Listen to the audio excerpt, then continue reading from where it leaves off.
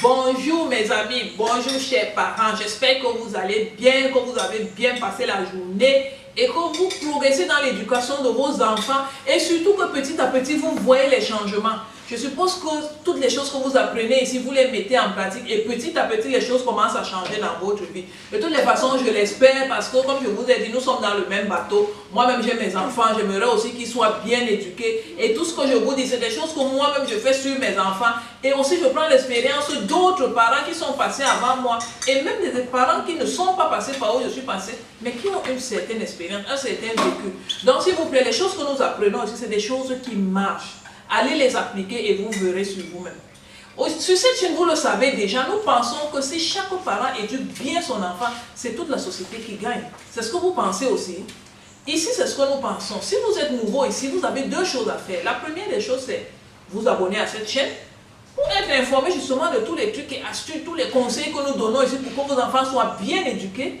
Et la deuxième chose que vous avez à faire, c'est de partager cette vidéo à d'autres parents pour que votre enfant ne soit pas le seul bien éduqué au milieu d'un groupe d'enfants mal éduqués. Très vite, la mauvaise éducation va annuler votre travail, n'est-ce pas?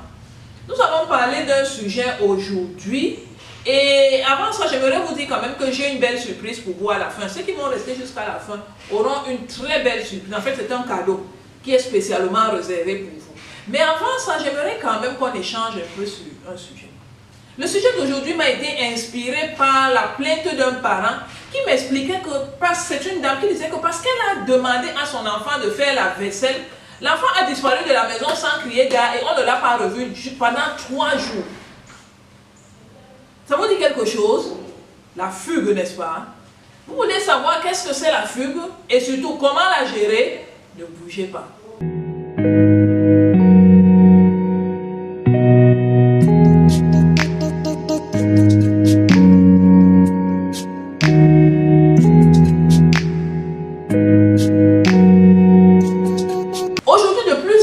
D'enfants font ça. La fugue, c'est quoi en fait? Ce sont des enfants qui partent de la maison sans informer de leur départ, ni sans dire où ils vont, et puis ils restent pendant un temps plus ou moins long. C'est ça qu'on appelle la fugue. Ça veut dire que si votre enfant a été frustré d'une façon ou d'une autre, et qu'il parte sans vous dire au revoir, ni sans dire où il est, c'est un enfant qui a fugué.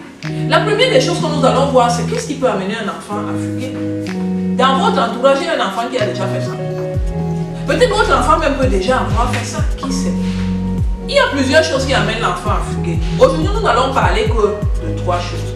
La première des choses, c'est certains enfants qui n'arrivent pas à supporter les injonctions. Les injonctions, c'est, je vais dire, les ordres. Quand on dit s'il te plaît, lave-moi les assiettes, est-ce que tu peux laver le sol, est-ce que tu peux vider la poubelle, des choses de ce genre. Les enfants qui ne supportent pas qu'on leur dise ce qu'ils vont faire, à un moment, ils craquent et puis ils fuguent. La deuxième catégorie d'enfants qui est susceptible de fuguer, ce sont les enfants capricieux.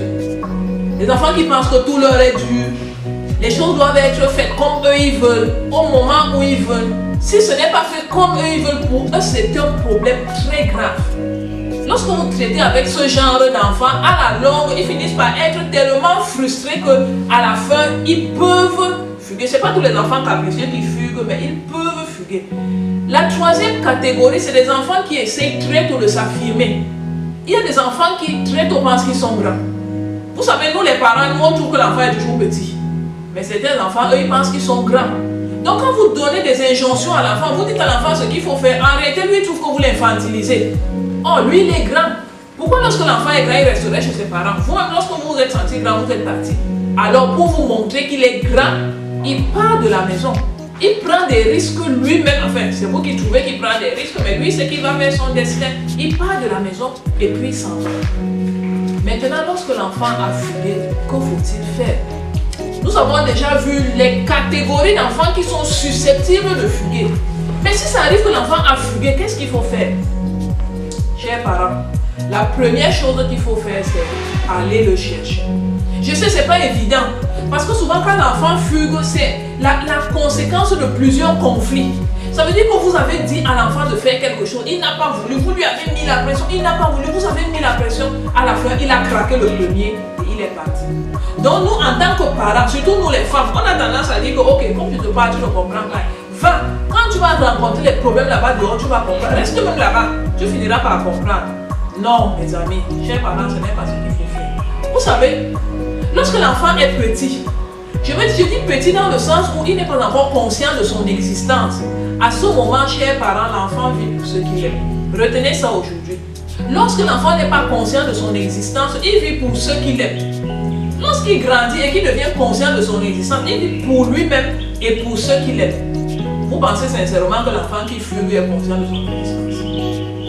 Ce genre de risque qu'il prend, vous voyez que c'est quelqu'un qui est conscient des enjeux. C'est pour ça que vous devez aller le chercher.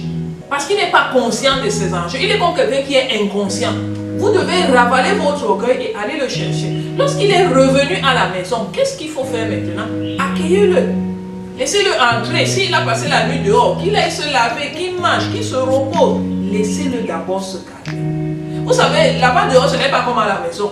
Lorsque l'enfant est à la maison, il idéalise le dehors, il trouve qu'il a beaucoup de pression.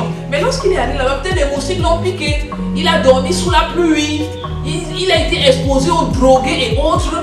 Il a vu les risques de la route. Lorsqu'il revient là, mes amis, il a même besoin que vous alliez le chercher.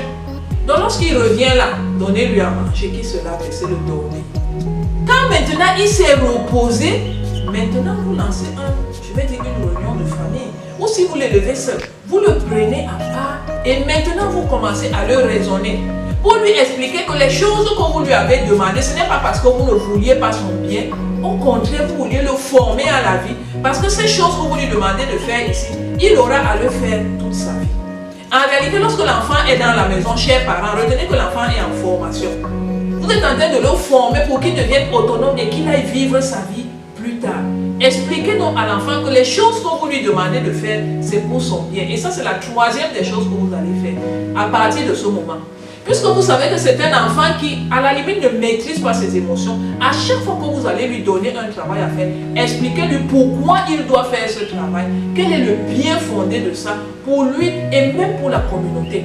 Impliquez-le maintenant dans le travail. Ne donnez plus seulement les ordres, s'il te plaît, va me vider la poubelle, fais la vaisselle, ainsi de suite. Expliquez-lui pourquoi il doit faire ça. Expliquez-lui ce que lui-même il gagne à faire ça. Si vous le faites, l'enfant va petit à petit se sentir impliqué et il ne va plus le faire. Maintenant, il faut tenir compte de la personnalité des enfants. Tous les enfants n'ont pas la même personnalité. Ça veut dire que vous aussi, vous devez avoir assez de maturité pour pouvoir doser la pression que vous mettez à l'enfant. Parce que si vous y allez aussi trop fort, s'il va à l'extérieur et qu'il décède là-bas, finalement, c'est vous qui avez perdu. Rassurez-vous, quand l'enfant est inconscient, il vit pour ce qu'il est. Voilà. C'est ce que je voulais partager avec vous aujourd'hui. Et le cadeau pour ceux qui sont restés jusqu'à présent, c'est un e-book gratuit. Le titre du e-book que LPA vous offre aujourd'hui, c'est Mon rôle dans la réussite scolaire de mon enfant. Mon rôle dans la réussite scolaire de mon enfant. Ça veut dire que l'enfant ne devient pas ce qu'il devient tout seul. Vous avez un rôle à jouer. Qu'est-ce qu'il faut savoir? Comment en tenir compte? Comment l'appliquer? Vous avez plein de conseils pour que par vous, votre enfant réussisse sa scolarité.